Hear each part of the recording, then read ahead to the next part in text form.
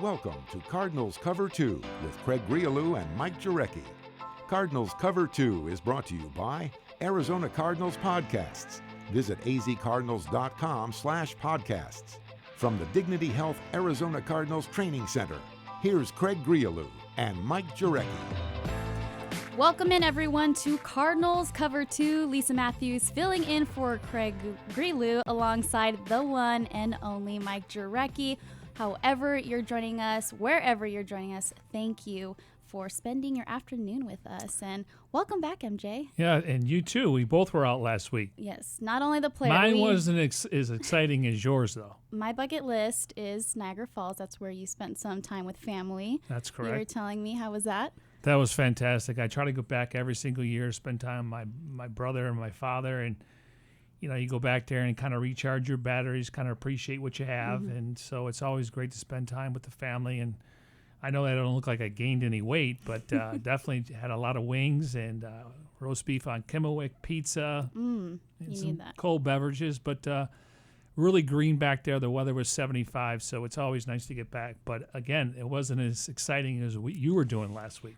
Yes, it was exciting. I was at the Family Feud taping in LA. My family were going to be part of the show Very next nice. season. So yeah, be watching for us February or March. I can't talk about too much of it. I know, but I get that, and yeah. you told me earlier you've been a big fan of it. Oh my gosh, it was an amazing experience. And I know you can't say too much, but Steve Harvey, now that you got a chance to meet him in person, and we know he's obviously been on TV a long time, and his background's a comedian. Right, he's a comedian and just one of the better hosts I've ever seen live in action. I mean, you talk about comedy, you talk about pleasing the crowd and what he brings to the show, and then, of course, we got into what I do for the Cardinals, and he was like, oh, Larry, I was just hanging out with him at the Kentucky Derby, and I'm like, of course, Larry. Larry's everywhere. Larry's friends with everyone. Yeah, so. he's like the ultimate guy that you want to hang out with, but Larry definitely does a lot of traveling. I did ask who looked better at the Kentucky Derby. It's all about style, too, not only the horse racing, whatever else goes on there, but he said he did. He said Steve Harvey chose himself, so I'm going to have to ask Larry about He that. couldn't give you like 4 other names or 5 other names? I know, just Larry. Ego. Just Larry. All right, Okay. well, we both enjoyed some time off. It's time to take off on this Monday afternoon. Here's what's ahead on the show for you today. Biggest position battles heading into camp. Most improved. We'll be breaking down some of the biggest off-season superlatives together and with you, the fans. Please get involved. Send in your own superlatives as well. We will get a peek into linebacker Hasan Reddick's off-season training and how he's laying the groundwork for 2019, and an exclusive interview with Cardinals 6th-round pick wide receiver KeeSean Johnson, and of course your questions via social media. Fans, we see you, we hear you. I have my computer up right here. Please get involved in the conversation, and we'll get to you later on in the show. But first, the breaking news of the day. Mark your calendars because Cards Camp schedule has officially been released. A reminder that admission and parking for all of the open practices are free. The first practice is Thursday, July 25th, 3:30 to 5:30. There's about, what is that, Mike? 14 open practices? 14 open practices, and we're going to get into it. Usually, different regimes. Last year was 9, and then when the Cardinals played in the Hall of Fame game, they seemed like we were there forever. and just to give you an idea around the league, now the Philadelphia Eagles, they host training camp at their facility. They're only open 1 time. The Jets 5. The Broncos are playing in the Hall of Fame game. They have 19 open practices. So, a lot of speculation was with Cliff Kingsbury and what were they going to show in training camp. Well, I know some of the local media was like they're not going to have as many open practices. Well, we have 14 this year compared to 9 last year. So, and I just think the excitement level's off the charts. Obviously, everyone's intrigued to see what Cliff Kingsbury's offense is going to look like. Kyler Murray.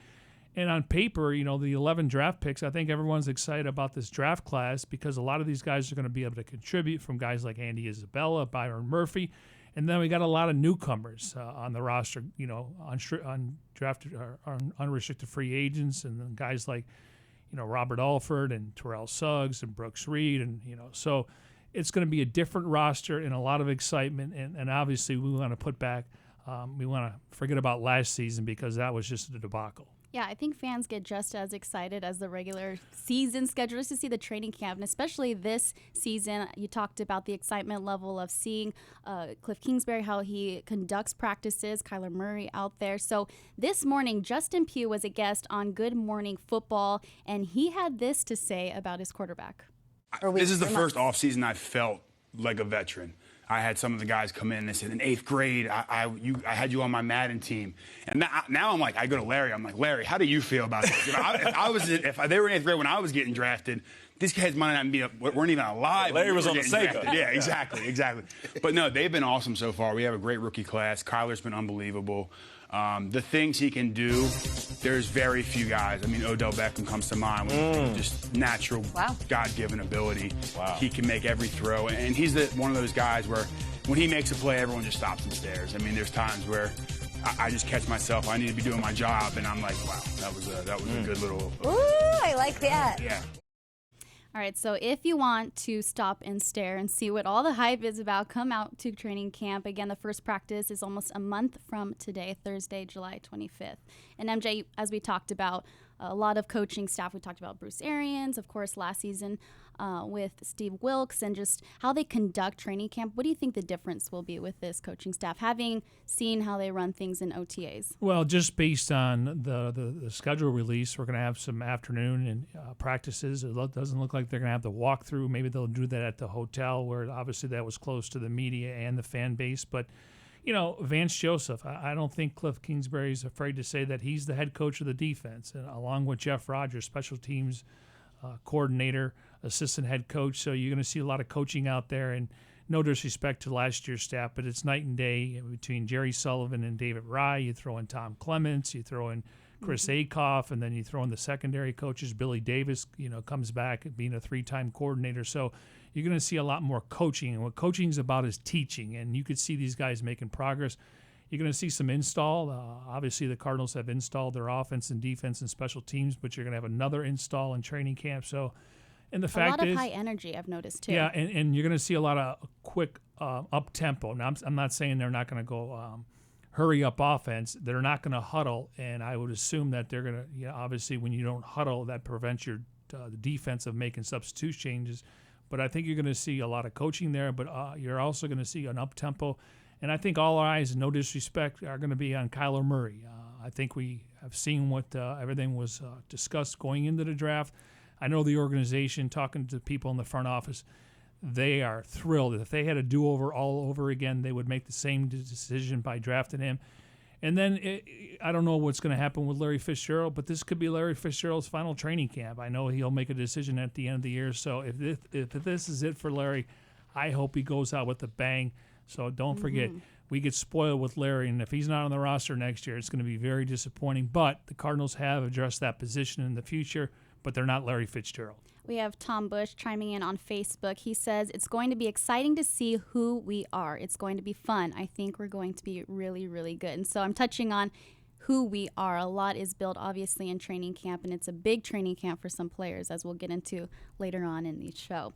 All right, we're broadcasting from the Dignity Health Arizona Cardinals Training Center in our Bose QC35S. Is just a reminder, if you ever missed a show, you can download as a podcast via Apple Podcasts, Spotify, Stitcher, Google Play Music, TuneIn, and SoundCloud. So all the things. And don't forget, all of your favorite Cardinals podcasts can be found on azcardinals.com/podcasts. Now, as you many talk about one-stop shopping. Woo! We got it all. We really do. Some great content up there. And like you said, all you got to do is go to azcardinals.com. You will find us at some point, regardless of how you're watching. Keep you up to date all off season. Like I said, only a month away from training camp, so it's going to happen fast. Now, as many of you guys know, the rookies are still here at Cardinals headquarters getting some extra work in before training camp gets underway. Our Craig Grialou and Kyle Odegaard had a chance to catch up with rookie wide receiver KeeSean Johnson about his journey from draft day to becoming teammates with one of the greats. So let's get started and talk about your transition from college to the NFL. If someone was going to ask you life in the NFL, I didn't realize it's just a brief period for you, but how would you describe so far how things have gone?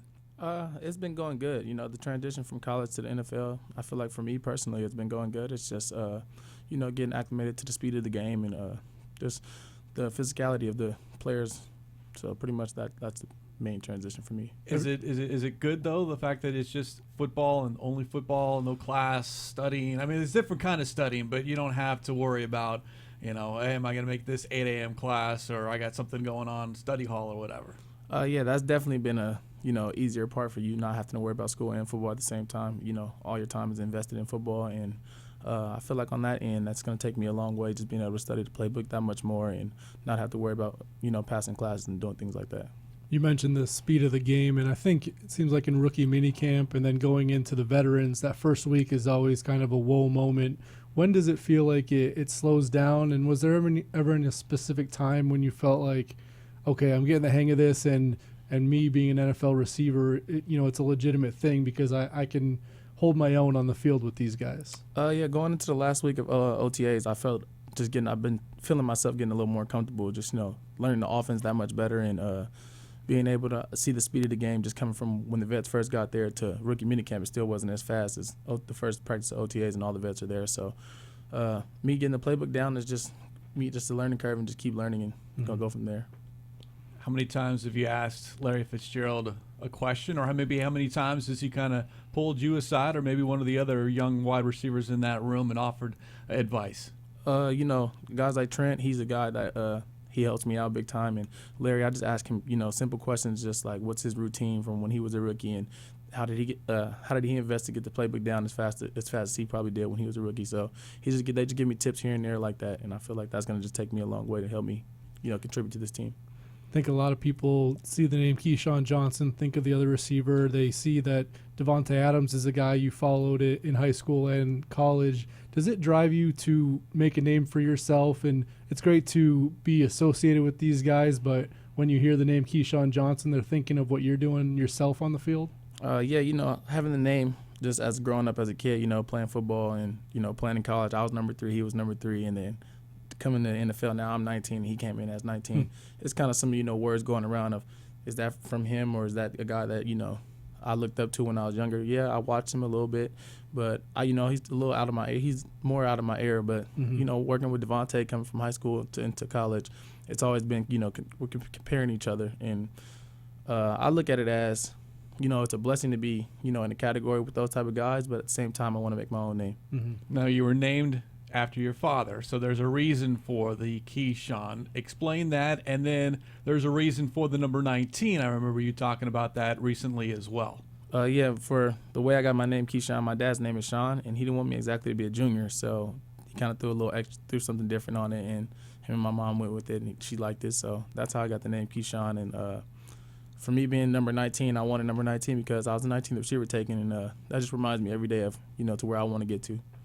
Is it fun being in a draft class with 2 other receivers too? I mean, you guys probably spend a lot of time together. Oh, yeah. When me and Andy first came in, he actually had number 19 first, and then he was a guy that, he blessed me with the opportunity to, giving me the 19, so I respect him a lot on that level already as a teammate. So I just see that those are guys he's willing to work. He's going to work hard. Hakeem's going to work hard, so we're all going to come in and work hard and help each other, try to contribute to this team and win games. Now, Kyle wrote a story up on azcardinals.com recently about your journey and not always kind of being highly recruited, only 3 scholarships coming out of high school, and then not looked upon when you were at Fresno State. And I don't know what you were expecting as far as the draft and waiting until you were selected on day 3, but your motivation now that you're here, because we always say it doesn't matter how you get here, you are here. Yeah, that's the first thing I told Coach Khan when he called me. It's not where you start, it's where you finish, and I'm going to come in and prove it to you guys that I'm a guy that's, is going to come in, that's going to battle every day and, win and get some reps on game day. Is work ethic a big thing to you? Do you feel like a lot of guys at this level are talented, so if I can put in the extra work and study, and you mentioned learning the playbook and having it slow down that way, do you feel like those are the keys to really get you to that next level? Yeah, just learning the playbook. Once you know the offense inside and out, I feel like that slows the game down.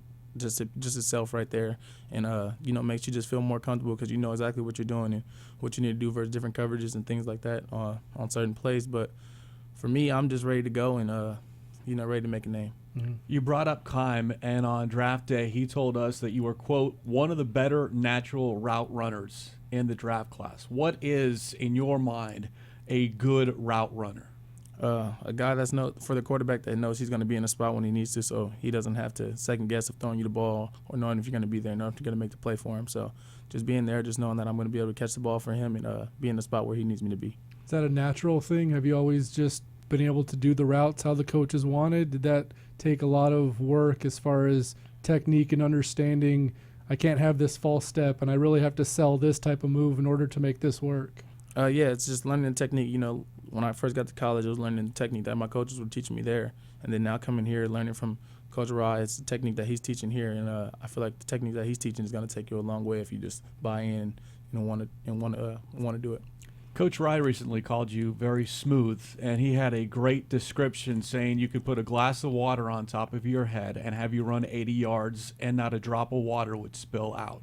How have you always been? I mean, that's heady praise from a wide receivers coach who worked with Devontae Adams in Green Bay and then now a general manager, and just what you can do now here at the NFL level, just because, you know, we know you didn't have a great 40 time, but sometimes it's not about speed here at the NFL level.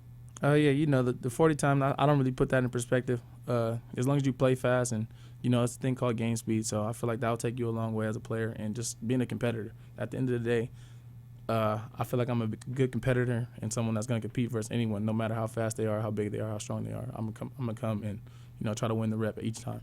Is Cliff Kingsbury's offense fun, especially for wide receivers? I'd assume it's an enjoyable type of offense. Yeah, you know, coming from college, we kind of ran something similar from the school I played at, and now coming here, and it's kind of a similar offense, so it's definitely fun transition.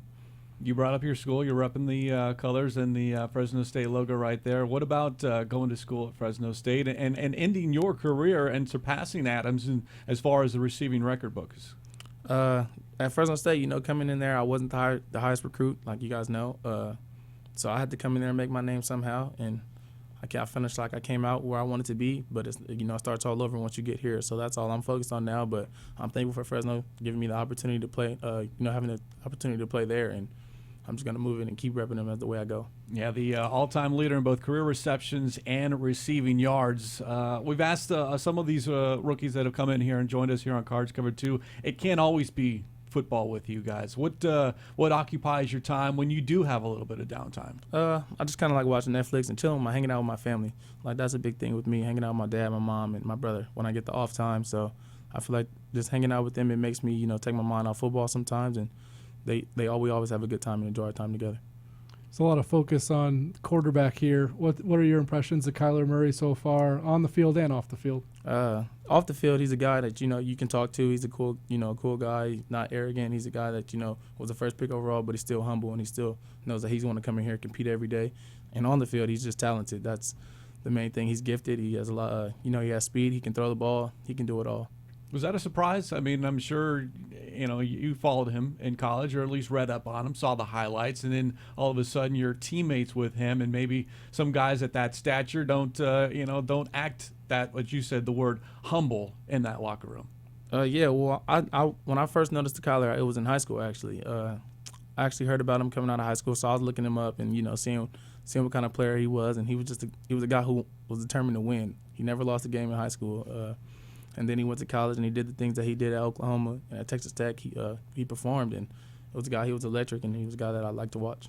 When you run your route, obviously, but knowing Kyler is back there and he's kind of a Houdini in the backfield, able to escape those pass rushers, do you always have to keep it in the back of your mind that, okay, even if I didn't get the ball here, let me whip my head around, figure out what's going on, and maybe have to try to get open and do some sort of freelancing and do the scramble drill type stuff? Oh, yeah. When it comes into play as a scramble drill, you know, people score a lot of touchdowns off that, or, you know, just help the team get big plays off a scramble drill. So you just always have to be ready with him in the backfield because he's able to make big plays on his feet and in the air. Mm-hmm. Well, Keyshawn, we appreciate a couple of minutes of your time here. I know you got to run, but once again, congratulations and best of luck here this season. All right. Thank you, guys. Appreciate it. Thanks, Keyshawn. All right, Keyshawn, really an interesting guy that we can spend some time talking on. I mean, if you talk about his route running, how smooth he is, ability to win the 50-50 ball, we've heard nothing but just glowing remarks about him. And Coach Rye, I mean, when we sat him down at the coaches podcast here on azcardinals.com, he just couldn't wait to get his hands on him. Yeah, and we'll have to wait and see how this plays out in training camp when guys get the pads on. But I can tell you that, no disrespect to the guys that were drafted before him, Andy Isabella and Hakeem Butler, but I would think right now KeeSean Johnson could be the Cardinals' number 3 wide receiver. Now I think they're going to keep 7. Mm-hmm. So you look at Larry Fitzgerald, Christian Kirk, you throw in KeeSean Johnson, and then you look at Isabella and Butler. But then there's a couple other guys, Damiere Byrd and Farrell Cooper. And I think Trent Sherfield, I think he showed progress last year when he got a chance to play. And worst case scenario for him, he could be a practice squad guy. So they're going to have to make some tough decisions. Yes. You're going to cut a good player here. And then you throw in David Johnson. David Johnson's going to be a big part of the offense. Maybe he gets targeted maybe 70, 80 times. Maybe he gets 60 receptions. So obviously a position of need, and they've upgraded the position. Now, Kevin White, he showed flashes early on, but he hasn't been as consistent as they're looking for. Obviously a guy that has great size, great speed. And, again, once we get into games, some guys will start separating themselves. But a good dilemma. I think they have some depth at that position where a year ago, we were still waiting for guys like J.J. Nelson and Chad Williams to step up. And I think Chad Williams is on the bubble going into camp, and we're going to get into that a little bit later. So I think they've upgraded that position, but it all starts with Fitz and Kirk.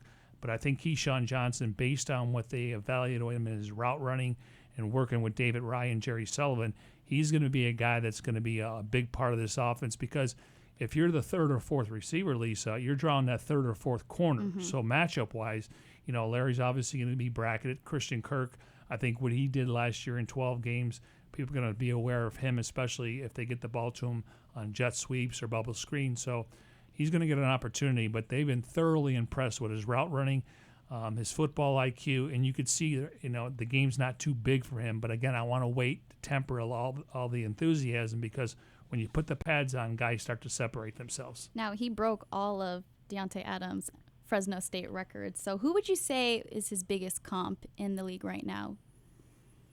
Wow. I mean, that's a good comp, even though that, they have a relationship. It's a tough call. I mean, comps are to me more about traits, okay? Mm-hmm. And based on his size and based on his ability to get open in the open field, I mean, I look at a guy like Brandon Cooks. Now, he has the speed, but I look at KeeSean Johnson, maybe a little more of a guy like Adam Thielen. Adam Thielen was a Pro Bowl player. He's obviously a good player in Minnesota. He's got a good quarterback there. It's a lot of guys. I don't care how fast you are. I don't care how tall you are. If you can't get separation in the NFL, and I like what he said, it's game speed. Yes. Game speed. It's Damiere Byrd can run a 4.35. You can't teach that kind of stuff, John Brown and JJ. But those guys had issues with drops. He catches the football. You could see it's very fluid when he catches it. A lot of guys try to catch it with their bodies. He catches it with his hands, brings it into his chest. So I got to think he's going to be a big part of this offense, and I think he's got a bright future. Now we have Tommy Murray chiming in on Facebook. He makes a point here. He says, eyes on Kyler, which we were talking about a little earlier in the show. So all eyes on Kyler makes things easier for other rookies. What's your take on that? Well, I mean, they're going to get playing time. Yes, a lot of the rookies. When you're the first pick in the draft, I mean, there's pressure, but as Cliff has pointed out, he's been waiting for this opportunity. I mean, he's a dual threat. I compare him in traits to Michael Vick. People will look at Russell Wilson, but Vick ran a 4.25. Kyler hasn't run a 4.3 yet, or he hasn't run a 40, and we're going to see him run a 40 in the game. He can run a 4.33. I think Kyler's a much better pocket passer. Vick had that quick release, but he wasn't as accurate. So when you look at traits, but Byron Murphy being a high second-round pick, right. They're counting on him whether he starts initially in week 1 for Patrick Peterson as they play in the slot, and then you get Isabella, and then you get obviously Zach Allen. So I think yes, Murray's going to take some of the pressure, but these guys are professionals now, and I think of the 11 draft picks, Lisa, I think 9 could make the roster. And that to me, you put back-to-back good drafts together. Last year they only had 6 draft picks. Chris Campbell didn't make the roster. We know that, obviously what Kirk did and Mason Cole, and then Corey Cunningham. So I like the fact that they back-to-back. But I think as a rookie class, you just can't rely on Kyler Murray. Everyone's got to go in there and do their part. Now, for these rookie receivers, they have such an upside in having a guy like Larry Fitzgerald in the room with them. They can really just follow his every move, his steps to be successful. So, speaking of Larry, every once in a while we get some Twitter gold. And over the weekend, we had a fan send in, she's actually a reporter for Fox Sports North. She tweeted a video of her 97-year-old grandmother. And let's just say she has lots of love for Larry Fitzgerald. Take a look. Yeah, the man that I actually love is number 11. Larry. 11. Larry. Who doesn't love Larry? Oh, my He's a God. stand-up guy. He is the Arizona Cardinals. Let's bake him a pie. Let's tell him, Larry, if you're out there, Grandma would love to bake you a pie. You're right, Larry. Yep. I don't know what her hashtag or her Twitter handle is, but you tell us what flavor you want. She'll bake you a pie. When he catches those balls, I get so excited I stand up. I get excited. God bless you, Grandma. Audrey, he's like a miracle guy. He catches the most fantastic balls. You just can't believe it. Now, it's Audra Martin. She's the reporter for Fox Sports North. That's her grandmother, and she tells us that she does live here, her grandmother, in Phoenix, and that she even calls her from time to time to talk about the latest and greatest catches that Larry does. And I think we're going to have to bring her out to training camp this season. that'd be fantastic. I mean, bring those pies. You said 97? 97. She looks like she's 77. Now, one thing I did like is she had that martini in front of her. I saw, very classy. I did see that. Goals one day. Goals. So she lives here. She lives here, so we're going to have to bring her out. Definitely. And the pie. Yeah, and Larry, I mean, everyone loves Larry, but Larry likes these kind of stories, so it'd be nice to see her out there. And he hasn't commented yet. Yes. On Twitter. I checked not too long ago before the show, but, Larry's out there being Larry, and I'm sure he'll get to this soon. And I don't know at 97 she can throw a ball, but maybe she can throw a ball to Larry and he can make a great catch. That would be amazing. All right, the Cardinals do great work in the community, and now they're asking you to get involved. In honor of its 100th season, the NFL is inviting fans to join the Cardinals players, and other teams in a volunteer initiative called Huddle for 100. The goal of the campaign is for the NFL fans to donate 1 million minutes of time to help shape our communities and what they'll look like for the next 100 years. Those fans that do donate will be entered for a chance to win a VIP experience at the Super Bowl in Miami and other great prizes. Head to azcardinals.com/Cardinals Huddle for 100. All right, MJ, we're about a month out from training camp. Let's do some off-season superlatives, breaking down some of the biggest question marks heading into training camp and some topics. And, of course, we want you, the fans, to chime in. If you have any great superlatives, please send it our way on YouTube, Facebook, Twitter. Get it to us. All right, so, MJ. Steve Keim has been known to make some moves to fill some holes during this period of time. So I'm just going to go through... we talked a little bit about this. Are you ready? I'm ready. Okay. What is the greatest positional need at this time? Well, I think everyone's going to look at inside linebacker. Obviously, they're going to go in with, Jordan Hicks. He's going to have the green sticker on his helmet, so he'll be Vance Joseph on the field. He'll be the signal caller. He's a 3-down backer. And then you got Hasan Reddick. And you start looking at, guys that are going to make the team based on special teams, guys like Dennis Gardeck and then Zeke Turner. You also got Joe Walker, Tanner Vallejo. So on paper, you would think that's a need, but I think they're comfortable because as long as Reddick and Hicks can play all 3 downs, and these guys are more special teams guys, but they do provide some depth. So I would say D-line and then outside linebacker. I would agree with you, yeah. And then you look at cornerback. The Cardinals are really excited about Chris Jones, Byron Murphy, obviously, David Amerson.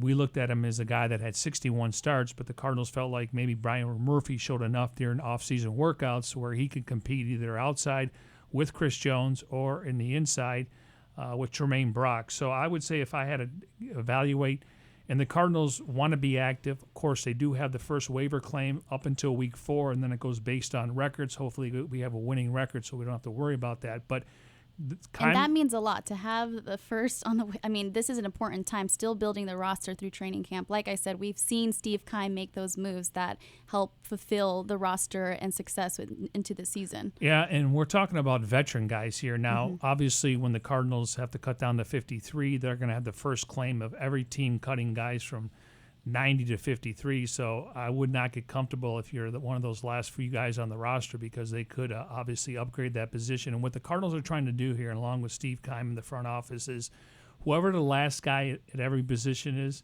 if they feel like somebody out there is better, that's when they bring them in. So, but I think they got their eyes on a couple of veteran guys, and some of these veteran guys probably didn't want to go to off-season workouts where, you know, you remember when Bruce Arians was hired, they signed John Abraham and Eric Winston the first day, and Winston played all 16 games at right tackle. John Abraham gave us a lift when it came to the pass rusher, even though it was a situational guy. So don't be surprised if they're not active as they've been on the waiver wire, but they're going to sign a few veteran guys. And I don't know if that's going to happen the first week in training camp, but you can anticipate this roster will look a little bit different when we get to the 53-man roster. And as we saw on Flight Plan on azcardinals.com, Steve Keim having a meeting with the scouts and saying, hey, keep your eyes open. This is an important time. I know a lot of people are on vacation right now, but this is a time that guys who are on the couch get the phone call and can make an immediate impact for this team. All right, next one we're going to hit you with. Biggest position battle to watch for in training camp. Well, I think we've talked about this pretty much a lot in the offseason when they drafted Mason Cole last year, and then they rewarded A.Q. Shipley with a new contract extension. Listen, I think Mason Cole's the future, but if you're Sean Kugler, you're going to play the best five guys that get this team a chance to win. We know Shipley's a blue-collar type guy. He may be undersized, but he's done a great job. And if you have a rookie quarterback, maybe you're better off going with a veteran center, even though Mason Cole played over 1,000 snaps last year. So that's competition there. We talked about the wide receiver position after Larry Fitzgerald and Christian Kirk. To me, it's wide open 3, 4, and 5, depending on Demir Byrd and Farrell Cooper. And then you throw in KeeSean Johnson, Andy Isabella, Hakeem Butler. We'll see how Kevin White does, and then Trent Sherfield. And then I think corner, just because they drafted Murphy, they like Chris Jones, and then they signed Tremaine Brock. So I think opposite of Robert Alford, competition is going to be good there. And it wouldn't surprise me if they went out and got a veteran guy. Maurice Claiborne is out there. When they signed Tremaine Brock, they brought in Claiborne. Sometimes you bring in two guys on the same day for leverage. Claiborne's an outside guy. He's played 31 games in the last 2 years. He was a high draft pick with the Dallas Cowboys. He had injuries there, but he played for the Jets. So it wouldn't surprise me if Maurice Claiborne is the guy that we see possibly, unless he signs with someone else. Now, I agree with you. I would say the position battle I'll be watching is at center. Both very sturdy guys, constant. I mean, before Shipley got hurt, he was a constant on this O-line. So, but for me, I feel like I'm going with the veteran, having a rookie quarterback, and Mason Cole. I mean, he has ties to Kugler, playing with his son in Michigan. So I don't know if that will have an upper edge or not, just having that background, but I think Shipley, he's the now, Mason Cole is the future, so at least there's confidence in that.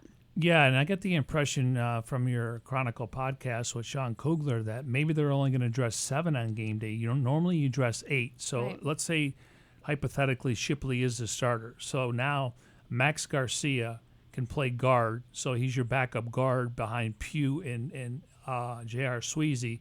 And then Corey Cunningham will be your swing tackle. Now, I would think Mason Cole would be active because he can play both guard and center. And then you look at a guy like, the draft pick that possibly could make the roster. And then we'll see what happens with Desmond Harrison, who they claimed from the Cleveland Browns. He's a tackle. So if they're going to keep 9 or 10, it's going to be interesting to see who that 9th and 10th guy is. And then I think they, would possibly go 7 to 8 on game day. I like the fact that we're not relying on rookies. Okay, we got veteran guys. If they can stay healthy, it's going to be much better than a year ago. I'm really excited about J.R. Sweezy and Marcus Gilbert.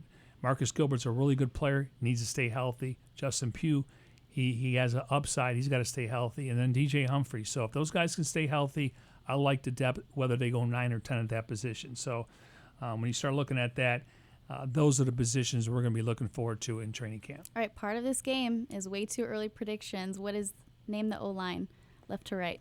Who's starting? I would go Humphreys, Pugh, I'm going with Cole. You're going with Shipley, so we can sit there and debate that. And then J.R. Sweezy, and then obviously Marcus Gilbert. And I think the 2 or 3 top guys that could be active on game B would be Garcia, Cole, and then Corey Cunningham. All right, next question. Player with the biggest prove-it offseason. We can name a few here. I'm going with Chad Williams just because of the tight competition in the receiver room. Who's your pick? Well, I want to say Robert Kemdici, but at some point you got to say, he's been here long enough, and the most recent arrest, I do think they can use him as depth, but I don't know his futures with the Arizona Cardinals, and I have a hard time sitting here today. And now again, I talked about getting the pads on. Chad Williams is a 3rd-round pick. He just hasn't shown anything, and last year he had the golden opportunity to be that number 2 receiver coming out of camp, and he hasn't lived up to the billing. So I would say he looked good. Yeah, he's been working out with Chad Johnson. Chad I think he's a good route runner. It's just I thought that was going to be his breakout. Yeah, it should have been. He had every opportunity. But maybe this extra competition, seeing, hey, we drafted 3 rookie receivers, maybe this is what he needs to uplift his game. Yeah, I mean, competition's good at every position, and I think that's what they're trying to accomplish here. I would say Mason Cole has something to prove this year based on, Shipley's on a 1-year deal. Mason Cole's on his rookie contract for the next couple of years. So if they're comfortable with Cole moving forward, he's going to be your future center. So I would say he has to prove that he's worthy of being a starter in the NFL, and I think he proved that last year. All right, who will be the biggest surprise? I'm going to go Chris Jones. Okay. Chris Jones, but just because they released David Amerson, Chris Jones to me is the perfect age, 25. I like his size. Depending on what Murphy and Tremont Brock do. Mm-hmm. And I'm going with Byron Murphy. He is a 2nd-round pick. But there's no surprise. Yeah, you expect that from him. But he's a rookie. Right. And some coaches don't like playing rookies until after Thanksgiving. And just given the circumstances, everything with Peterson, I think he's expected to step up, and it speaks volumes that they did release Amerson, and maybe the belief that they have in him. Obviously, Tremont Brock, he's played for Vance Joseph. They have that connection, but I just think after seeing the release of David Amerson, maybe they have a lot more confidence in him and he can be immediate impact. No, I think you hit it right on the head. I think Byron Murphy must have showed enough in off-season workouts where they can make that move, because to me, I always want a veteran slot corner just because you're going against a lot of veterans, guys like Danny Amendola, Julian Edelman. They're very crafty in their route running. So sometimes you can hide a rookie inside, but obviously whoever's playing opposite of Robert Alford, you're going to get picked on. So Murphy has the athleticism, he has the size, so I'm curious to see. But I think Chris Jones could be in that mix possibly going into the season. It's a long season, and then getting Patrick back, that will create some depth at that position. So we have a fan on Facebook asking, all right, who's the number 2 then starting as the season starts across from Robert Alford? I think it's wide open. I would say right now Byron Murphy and Chris Jones will be competing for that, and depending on where Tremaine Brock is, he's more of a slot guy, journeyman, as you pointed out, and rightfully so. He did play for Vance Joseph in Denver. He was in Minnesota. I remember Tremaine Brock when we were playing against the Niners. He was a really good player up there. So it's nice to have some veteran guys, but I think it's wide open for number 2 right now. All right, last one. Most likely to make the Pro Bowl. Again, early prediction here, but who do you have slotted in that? Well, I think David Johnson. Patrick Peterson is not eligible. We know Larry's getting a little long in the tooth. I think Chandler Jones, if he's able to put up 15 to 17 sacks, he could be a Pro Bowl. But Christian Kirk, I think he can catch 80 balls in this offense. He's had an outstanding offseason. He's played with Kyler Murray at Texas Tech. Right. That's who I have. You have Christian Kirk? That's who I have. I would say Chandler's probably just because he's a household name. And you start looking at the NFC wide receivers, it's a tough nut to crack. So I think he could be an alternate. Hopefully we're playing in the postseason, so it's not a conversation we're having. But I think Kirk's going to be the next guy. And it wouldn't surprise me at some point in the year Christian Kirk is the number 1 wide receiver on this team. Now, another player that I believe has a big year ahead is linebacker Hasan Reddick, in terms of, just switching back to a 3-4 defense as being his 3rd defense in 3 seasons that he's had to pick up. So between learning the nuances of Vance Joseph's defense to getting mentally prepared for the season, Reddick shares how he's preparing and what drives him during the offseason in our series Groundwork. Hasan Reddick. It's my 3rd year, inside linebacker. This offseason, I've just been trying to prepare my body, prepare my mind. Preparing the mind is by knowing my playbook, making sure I'm in the right mental space, my confidence, for my body, just eating well, training, working out in the weight room, and then coming out here and doing what I got to do on the field, getting my body acclimated and back to moving the right way, and that's what I've been doing for my groundwork. The thing that I've learned most about taking care of my body for an NFL season is that it's an all-year thing. Eating right, making sure you're staying healthy, that way when you come back and it's time to get to work again, you're not out of shape, your body doesn't feel like it hasn't moved at full speed. In the off season, I do hot yoga just to keep the joints fresh. The thing that motivates me to be my best self is going out there and knowing that this is a team game. I want to make sure that I'm doing my job and that I'm being accountable for myself and that they know that I'm here for the team. Now, during that interview, and you can watch more of these series on azcardinals.com, he shared with me that he feels like he's picking up everything in terms of the playbook and just knowing his assignments relatively fast, considering that, again, this is his 3rd defense in 3 years. And, of course, it helps having a guy like Jordan Hicks right beside him, the Mike backer, to quarterback this defense. And I think Reddick is going to be a direct benefit from this. Well, there's no doubt about it. I mean, you look at him, he played with his manager at Temple, and then he went to the Senior Bowl, and he put up big numbers. And the Cardinals, that was the year that, wanted to move up and get Deshaun Watson or a guy like Patrick Mahomes, and that kept the GM. He had a lot of sleepless nights, but they like Reddick enough to take him there. But now we're working with Jordan Hicks. They're 3-down linebackers, meaning they don't come off the field. We're going to see Reddick drop into coverage. He's going to be covering tight ends in the seam, and I think it fits him. He's very athletic, but you could see he's a lot more confident and he's comfortable. And when you're confident and comfortable and you know what you're doing, you could play a lot faster. I'm going to go with Hasan Reddick as my breakout player this year, because I think he's ready to take that next step now that he's playing his natural position where he can kind of figure out things. And I thought he showed flashes last year. I think he's really good when a running back catches the ball in the flat. He has the ability to go out there and make the tackle. But last year, obviously, they wanted to play a 4-3, and they buried him in Daniel Buchanan. That will not be the case this year. And I did ask him, is it tough to continually be with different staffs, have different expectations, pick up different defenses, and it can help him just be able to pick things a lot more quickly. Yeah, I mean, be prepared. But it's never a good thing, and I think Josh went through this, Josh Rosen. It's never a good thing when you have 3 different coordinators in 3 years, because they all try to do something a little bit different. But in this defense, I think it's going to play to his strengths, and that is playing the inside linebacker position where he doesn't have to go against those tackles and guards, or those guys are 300 pounds. Right. Where Daniel Buchanan, he learned to play that position. That was a hybrid linebacker. So I think he's going to be a guy that maybe could lead the team in tackles. Last year Josh Bynes led the team in tackles until he got hurt. You don't want anybody in your secondary leading the team in tackles unless Budda Baker's playing in the slot position. But I think he can lead this team in tackles, and that means that the front 4 or front 3 in this case are getting pressure, and he can come in and get these tackles. So I wouldn't surprise me if he leads the team in tackles, but he's going to be my breakout player for the upcoming season on defense. All right, you heard it first. MJ's breakout player. And Christian Kirk will be my offense. Okay. Well, now it's time for the Bird Gang to sound off your questions via Twitter, Instagram, Facebook. We hear you.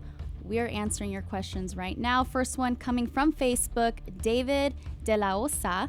With the defense scheme upgrade, do you guys suspect for us to be a top 5 defense in the NFL again? Well, that's what the goal is. I'll take a top 10 defense. I mean, you definitely want to be in the top 5 when it comes to rush defense. The Cardinals were 32nd, so even if you get to the teens or even higher, and then points allowed, you can be ranked at 15th overall defense, and that's yards. But points allowed are the most important thing, because that's what dictates the scoreboard and if you're going to win. So I would hopefully they're in the top 10 in stopping the run and points allowed, because that will go a long way. Stopping the run, huge. What people want to see improve this upcoming season.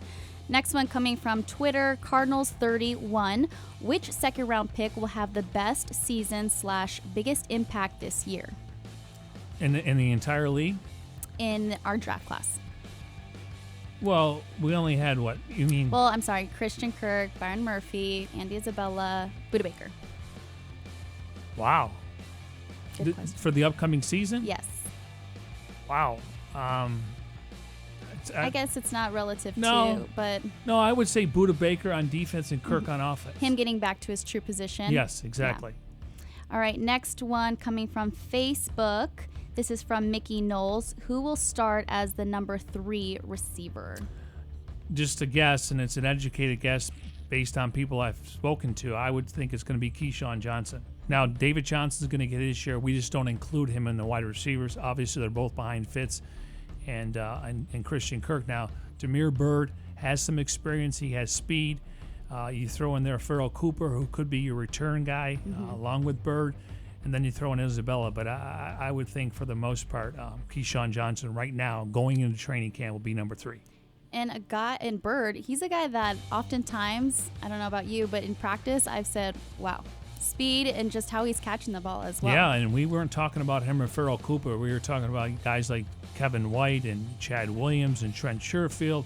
But I think those guys have definitely moved up. And if you start looking at the punt returner and kick returner, and during the open portion of practice, who were the top 2 guys were Byrd and Cooper. So maybe I think Christian Kirk, if he's going to be your number 2/number 1 receiver, I don't know if you want to risk him as a punt returner. Right. I think he showed last year he was close to breaking one.